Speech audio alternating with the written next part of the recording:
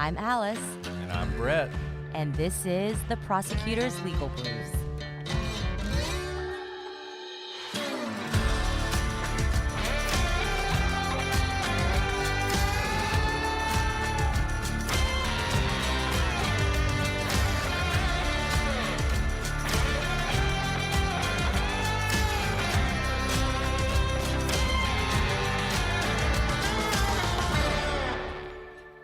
Welcome back, everyone. I'm Alice, and I'm joined, as always, by my duplicitous co-host, Brett.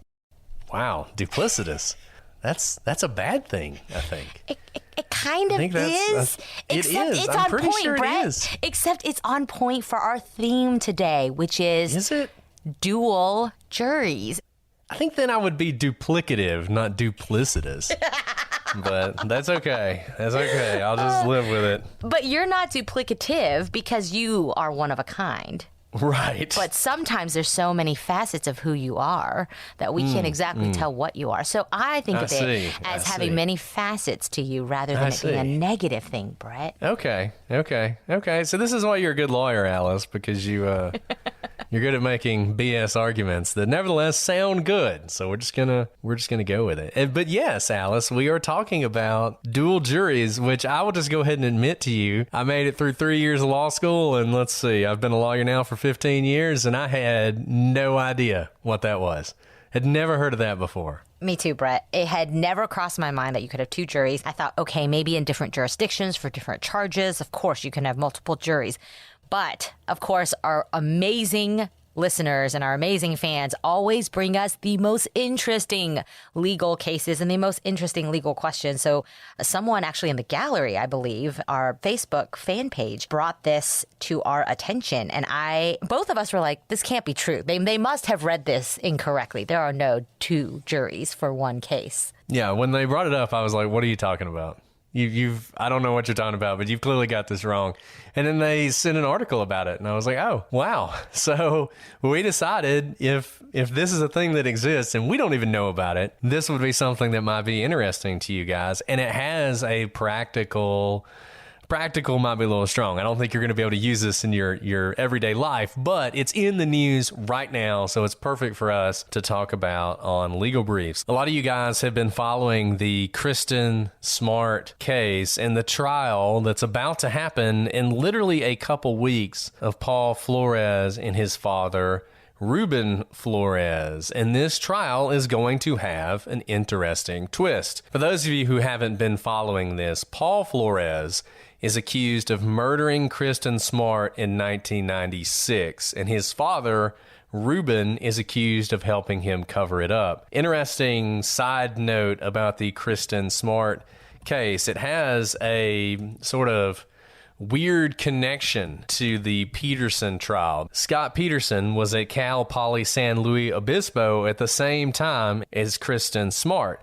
So when Scott was accused of killing his wife, of course, people sort of looked back into his background to see if he had ever done anything like that before, because it seemed like such a vicious crime to kill your pregnant wife that it wouldn't be the kind of thing where this was your first time being a violent murderer. And the Kristin Smart case was famous. It was a disappearance of a young woman who also attended the school, who everyone assumed was dead, and suspicion sort of fell on Scott Peterson for, a hot moment. It didn't take long before people realized that he really didn't have anything to do with it. Interestingly, this has kind of come back up as the Flores case gets underway. His defense lawyers have indicated that they may actually want to call Scott Peterson. And this is the kind of thing that clearly is intended to confuse the jury and create some sort of Hollywood drama in this case. Scott Peterson did not kill Kristin Smart. It's pretty clear who did, and that is Paul Flores, but we'll see what happens in the trial. In any event, Kristin Smart, this is not going to be the first time you've ever heard of this case. This is a case that's always been famous in true crime, and it was the work of a true crime podcast called Your Own Backyard, hosted by Chris Lambert, that finally brought the case to a point where it could be tried. Lambert did a lot of investigation. He dug up a lot of evidence. He brought attention back to a case that was a very cold case, 1996. That's a long time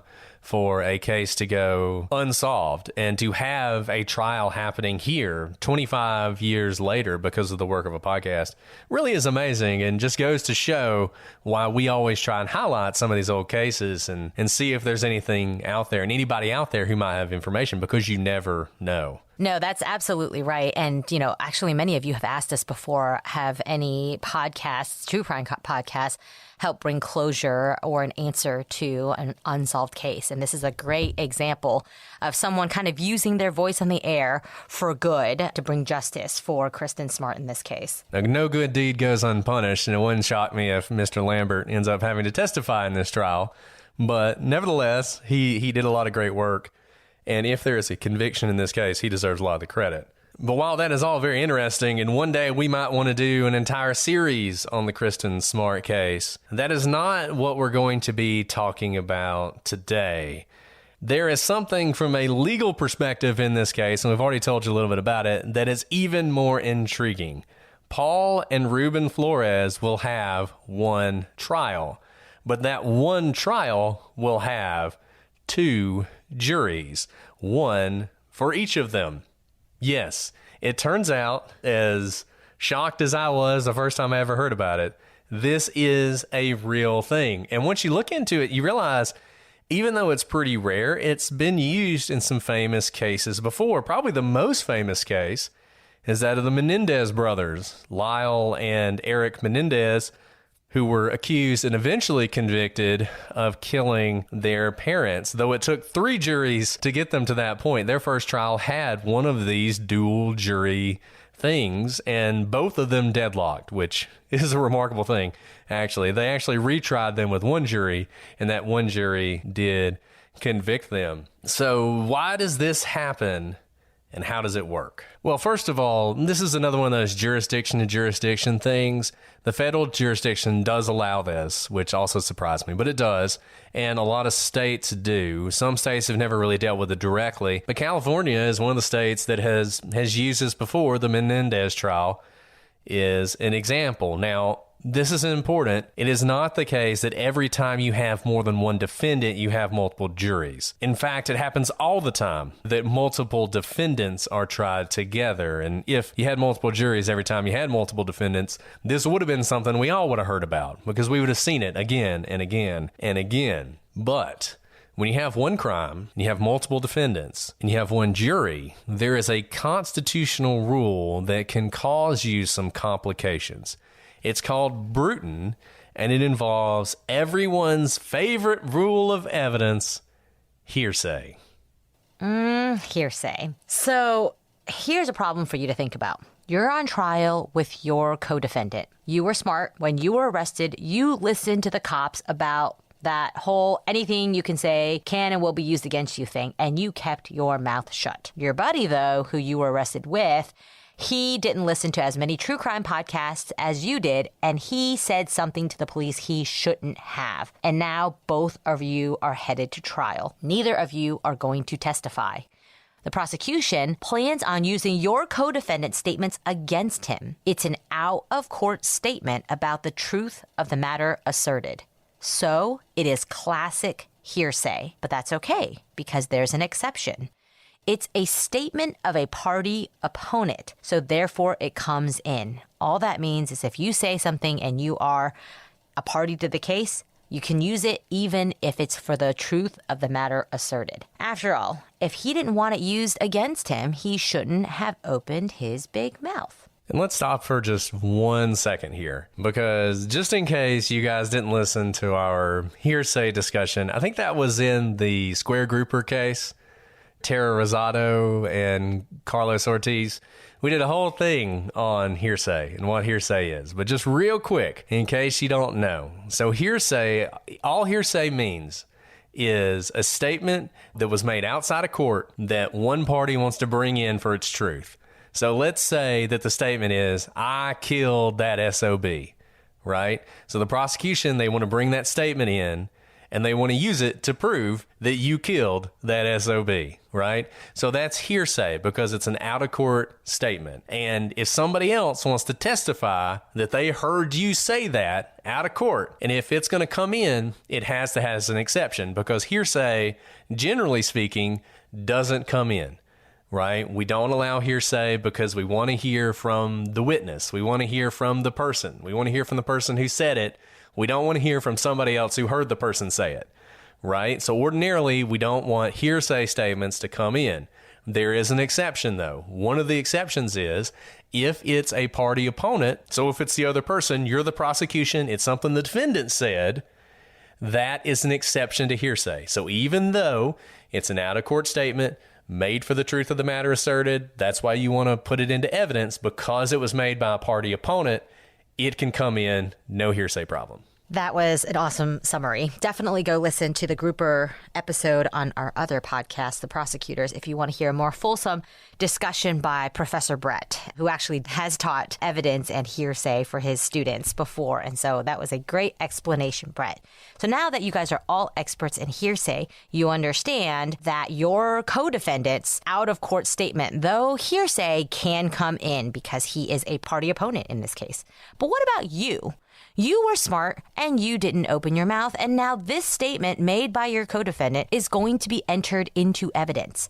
Your co-defendant isn't testifying, so you cannot cross-examine him to attack the statement or prove that it was coerced or false. Remember, the reason hearsay is generally not allowed in court is because you as the defendant have the right to confront anyone who accuses you. So any witness who's testifying against you, you have the right to cross-examine them.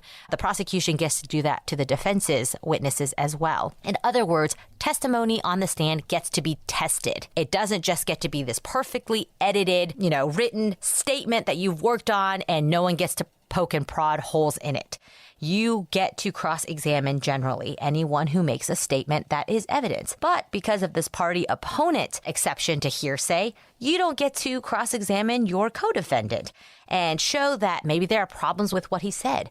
Maybe he was under the influence of drugs. Maybe there was no way he could have known the things that he was talking about because he was in another room or another location. There's no way he would have known those things. You can't bring any of it out. So the statement essentially goes unchallenged. Now, if you call your co-defendant as a witness, he can simply assert his constitutional Fifth Amendment rights against testifying against himself. The judge says that's okay. I'll just tell the jury not to consider his statement explaining exactly how you both committed the crime against you in deliberations. In other words, have the judge give some limiting instruction that says, your co-defendant said this statement, jury, only consider this statement for the co-defendant and not for you. Now, would you feel like this was fair? Or would you feel like your rights were being violated because of someone else's statement that you don't get to challenge comes in?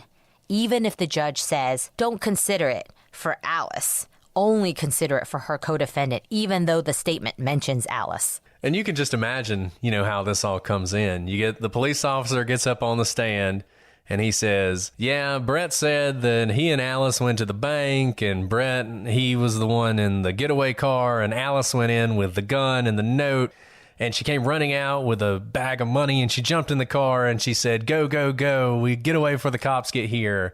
And then we arrested them both, and that's when he gave this fully incriminating statement, right? I mean, just imagine a police officer saying that about what your co-defendant said. You are completely sunk, right? I mean, you have no chance. And it doesn't really matter what a judge says to the jury. The judge can tell the jury all day, don't consider anything that he said about Alice when you are deliberating, right?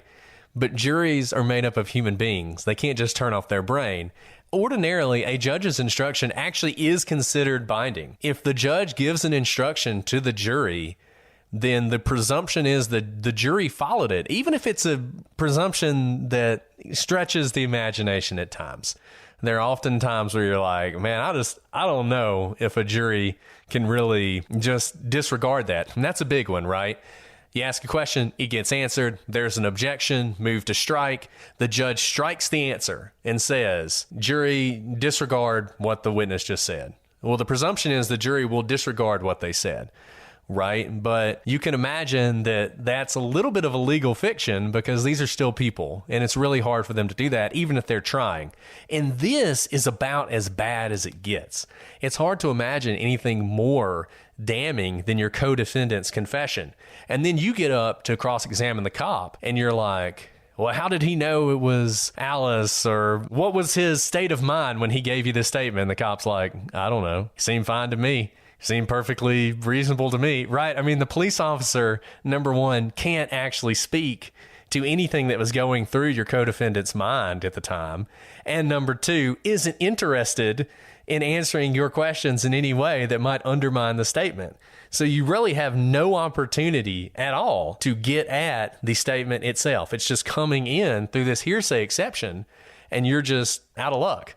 And for a long time, that was just the way it was. But then Bruton comes along. So Bruton and his co-defendant, Evans, were convicted in 1966 of armed postal robbery. And much like in our example, the two men were caught and Evans confessed. Eventually, there's a trial. Both men go to trial.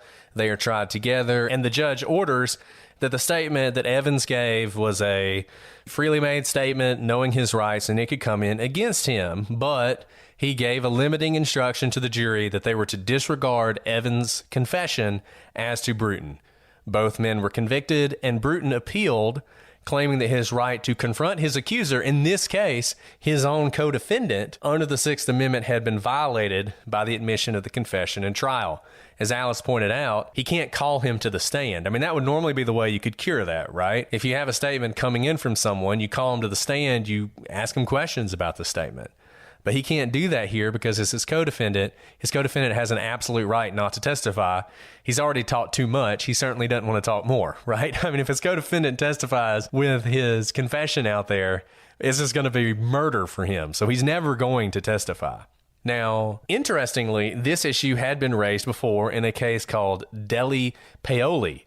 But in that case, the Supreme Court had held that the judge's instruction was sufficient. So you had this constitutional rule that under the Sixth Amendment, the judge's limiting instruction was sufficient to protect the Sixth Amendment right of the non-confessing defendant. So you had right on point Supreme Court precedent here. But there had been a strong dissent in the case of 4 justices. So you had a 5-4 Supreme Court decision here. And now the minority had become the majority. So the people who had dissented now have added a couple more justices, and those guys are on their side. So the Supreme Court decides to overrule this prior precedent, Deli Paoli, and held that no judicial instruction was sufficient to overcome the prejudice done to a defendant by admitting his statement when he himself did not testify. If he testified, then cross-examination is possible. You can confront him, but once again, you can't force him to testify. And if he's not going to testify, statement can't come in. And the court explained that there are certain contexts in which the harm is simply too great to ignore, even if you have one of these limiting instructions. And here's what they said. Such a context is presented here, where the powerfully incriminating extrajudicial statements of a co-defendant who stands accused side by side with the defendant are deliberately spread before the jury in a joint trial. Not only are the incriminations devastating to the defendant, but their credibility is inevitably suspect, a fact recognized when accomplices do take the stand, and the jury is instructed to weigh their testimony carefully, given the recognized motivation to shift blame onto others. The unreliability of such evidence is intolerably compounded when the alleged accomplice, as here, does not testify and cannot be tested by cross-examination. It was against such threats to a fair trial that the confrontation clause was directed. So what is the practical effect? First, co-defendant statements don't come in unless the co-defendant testifies. Now, some of you remember the West Memphis 3 documentary Paradise Lost. In that case, Jesse Miskelly was tried separately from Damian Eccles and Jason Baldwin. The reason for that was that Jesse had confessed and inculpated Damian and Jason in the crime. You may also recall that there was a whole discussion about whether Jesse would testify in the later trial. The reason for that was unless he testified, his statement could not come in as a result of this case. And that was never explained in the documentary. And I'm sure some of you wondered why. I mean, it was something they repeated again and again. If he doesn't testify, his confession doesn't come in. And you probably wondered why that was. Well, this is the reason. Unless he's going to testify, unless he's going to subject himself to cross-examination, none of that stuff is going to come in against his co-defendants. And they're still his co-defendants, even though they're being tried separately. Absolutely. So there you have it. You have the reason as to why that was the case.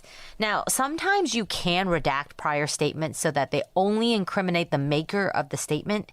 In that case, you can get the statement in just like any other piece of evidence.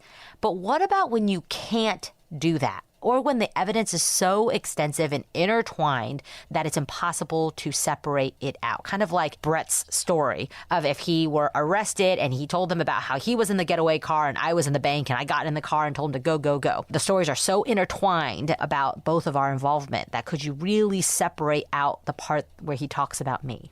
Well, in that instance, you have three options. First, you can see whether you can go forward without all of the evidence. Second, you can try the people separately, which is expensive and time consuming. Or, in rare cases, you can have two juries, what brings us to the topic of today's Legal Briefs episode. Yeah, and you can imagine why it really is probably the least popular choice, even though it happens all the time. But the choice that gives every prosecutor a headache is having to try the case twice. I mean, having to try any case twice is bad, but you can just imagine it's just like, oh my goodness, we got to do this once, and then we got to call all the same witnesses and show all the same evidence and do this again with a different person. And nobody wants to do that, right? Nobody wants to do that. And so you really try and figure out a way not to have to do it. And it'd probably surprise you how often some really good evidence like confessions don't come in just because the state does not want to have to try the case twice. I mean, it probably happens more than you would think where that doesn't come in because it's really that kind of evidence that you're worried about. It's not other stuff. Videotape of both of you in the car, for instance, that's coming in. That's not what we're talking about. It has to be something like this where one of you has said something to somebody at some point, and it's not necessarily a confession. It can be other out-of-court statements. I mean, maybe you talked to a third party and you said some incriminating things to the third party. It could be something like that. And you really just have to sort of narrow it down and figure out whether it falls into one of these brutal categories and whether it can be narrowed down just to the person. Like Alice said, if what you told the third person was, man, did you see about that bank robbery? I was totally involved in that, right? Well, that's fine. Now, is it good for you as the co-defendant if your co-defendant has said something that makes him guilty? No, it's not. Obviously, the jury is probably going to take you two as a package. And we talked about the West Memphis 3. Y'all probably remember in that case with Jason Baldwin and Damian Eccles. I mean, there was all sorts of evidence against Damian, right? There wasn't much evidence against Jason at all, but it felt very much like a package deal. If they found Damian guilty, they were going to find Jason guilty. And that may practically be true. And so practically speaking, your co-defendant's self-incriminatory statement might be really bad for both of you. But if it doesn't actually inculpate you, it's probably not a brutal statement and it's probably going to be able to come in. But having said all that, what about when you do have this situation and you don't want to try it twice? That brings us to our topic today, which is these joint juries. So how is this going to work? Okay, so when you have two juries, you're going to have both juries present for most evidence. So you're going to have this one trial, you're going to have two different jury selections, which in of itself sounds like a nightmare, particularly for a murder trial. This is probably going to take forever. And so you'll have one jury venire. I don't think did we decide what we're going to call that? Venire? I think most veneer? of the world is veneer. Veneer? But Okay. Us down here south say venire. Anyways, you're going to bring in two groups of people. You're going to have a group of, say, 50 jurors, right? You got to get down to 12 jurors and probably two alternates. Maybe three alternates if it's a famous case. So you're going to ask them a bunch of questions. One day we'll do a whole show on jury selection, but you're going to get down to a jury, and then you're going to have that jury. And that jury will be Paul's jury. So that jury is going to decide the guilt or innocence of Paul Flores. They will then go off to their jury room. Then you'll bring in another group of people. And Ruben Flores and his lawyers and the prosecutors will get up, and they will do the same thing with this group, and they will pick their jury. And then that jury will go off to its jury room. The two juries will never speak to each other. They will never interact in any way. They will sit on opposite sides of the courtroom. They will not deliberate together. They will deliberate separately. It's as if the other jury doesn't even exist. So each person has their own jury. But when evidence is coming in against one of the defendants, say an incriminating statement, right? So you say you have an incriminating statement that incriminates both of them. So say that, for the sake of argument, that Paul made a statement that incriminates him and his father. Say he says, yeah, I killed her and my dad helped cover it up, right? Which is about as incriminating of his father as it could possibly be. Well, his father's jury will not be in the room. The jury will be excluded for that testimony. Only Paul's jury will be in the room. Then that statement made by Paul incriminating both of them will come in so that Paul's jury can consider it. But because of Bruton, the other jury, the jury deciding the fate of his father, will never hear that statement. And that way, this confrontation clause problem never comes in. And so then, after that evidence is dealt with, then the other jury will come back in and it'll just continue. And that way, as you're presenting the evidence, you're only having to present it once. So if it's evidence that would be admissible in either person's trial, it comes in front of both juries. If it's evidence that would only be admissible in one person's trial, then the other jury will be out of the room for that presentation of that evidence. And you'll do that until all the evidence is presented, and then both juries will go to their own rooms, and without ever talking to each other, they will decide the guilt or innocence of their particular defendant. And that actually makes so much sense, Brett, which is why I'm shocked. I didn't know that you could have two juries for multiple defendants. But this makes a lot of sense and conserves a lot more resources for both the court and for the prosecution, because they don't have to do the exact same trial back to back 2 times. I bet the vast majority of judges have no idea that you can do this. I bet this is something that really, I mean, like I said, they don't teach you this in law school. And this wasn't on the bar exam. So this is really fascinating to me, but it makes a ton of sense. I mean, you can see why you would do this and how it works practically. It really does cure that problem, and you only have to try the case once. And think about it from the, we talked about it from the perspective of prosecutors because we're selfish and that's what we think about. But think about victims, right? I mean, imagine it's a rape case and you have a victim who's going to have to get on the stand and relive this traumatic violation, and they're going to do it because they want justice.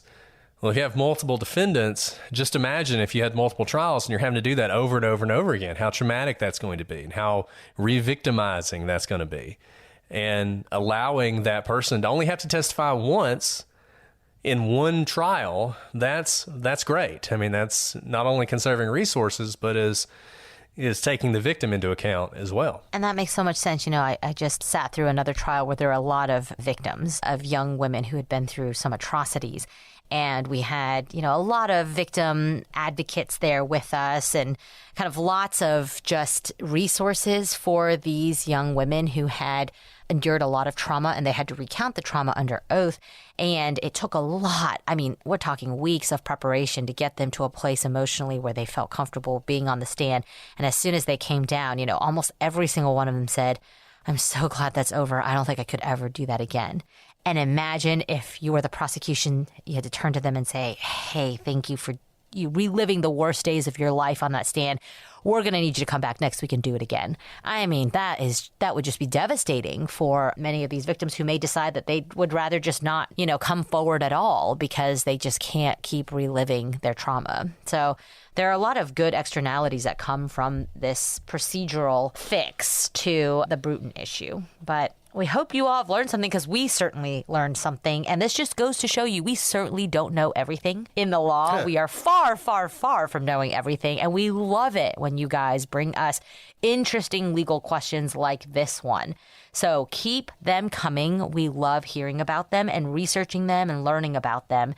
And that is your legal fix for this week. Before we sign off, Brett, do you have anything to add? I don't think so. Just we definitely don't know everything, and we love hearing from you guys, and we love it when you guys give us these ideas. And hey, I'm going to remember this, and maybe one day, Alice, we can try and do one of these cases with 2 juries and see how it works out.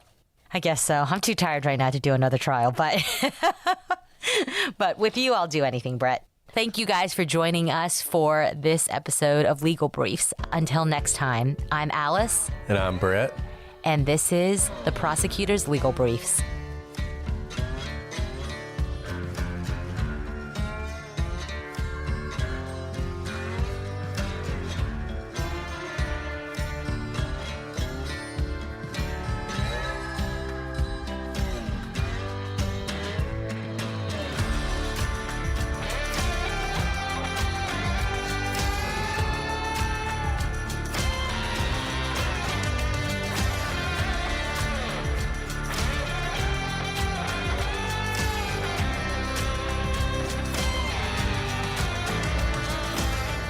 So why does this happen, and how does it work?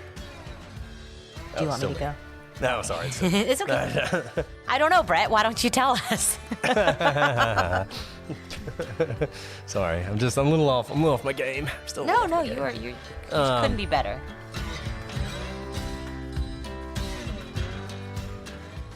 The official story is it's not sewage, but I will tell you it smelled like sewage. When it starts raining sewage in your office, that's a bad sign. It's time for me to head for the sunset, I think. Right off. End times. The end times are here.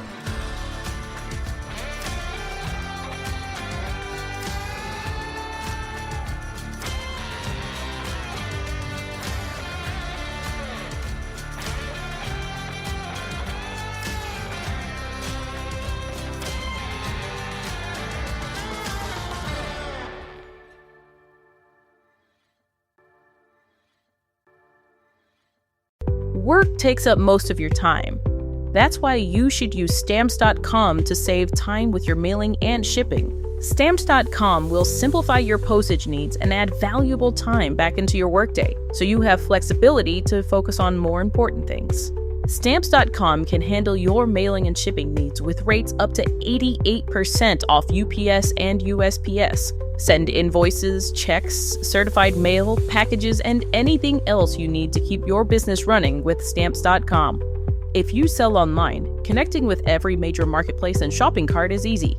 Plus, you can schedule package pickups through their dashboard and automatically see your cheapest and fastest shipping options from different carriers with Stamps.com's Rate Advisor. Add more flexibility to your workday with Stamps.com. Go to Stamps.com/program to sign up for a special offer. No contract, cancel anytime. That's Stamps.com/program.